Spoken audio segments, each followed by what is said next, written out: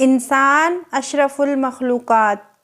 مجھے پرسوں کسی نے غلام فاتح بن رامزل کہہ کے پکارا تھا اور میں نے اس سے کہا کہ میرا نام غلام نہیں ہے اور مجھے میرے نام سے پکارا جانا چاہیے۔ جانتے ہو کیوں؟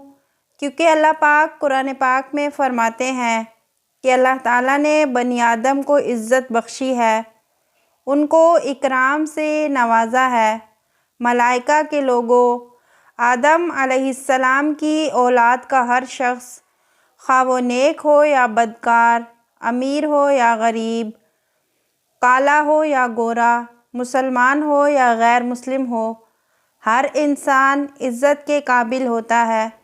بھلے ہمیں کوئی انسان برا لگتا ہو، بھلے ہمیں کسی سے بہت زیادہ نفرت ہو، مگر ہم سب پہ یہ لازم ہے کہ ہم ہر انسان کی عزت کریں، کیونکہ اللہ رب العزت نے سب انسانوں کو عزت سے نوازا ہے۔ جانور صرف کھانے اور سائبان کے ساتھ زندگی گزار سکتے ہیں، لیکن انسان ایسا نہیں کر سکتا، بلکہ انسان کو زندہ رہنے کے لیے عزت بھی چاہیے ہوتی ہے، کیونکہ بے عزت ہو جانے کے بعد لوگ شہر ہی چھوڑ دیتے ہیں، خودکشی کر لیتے ہیں، یہاں تک کہ لوگ بے عزت ہو جانے کے بعد مر بھی جاتے ہیں، کیونکہ انسان نہیں رہ سکتا عزت کے بغیر۔ تم کیسے لوگ ہو؟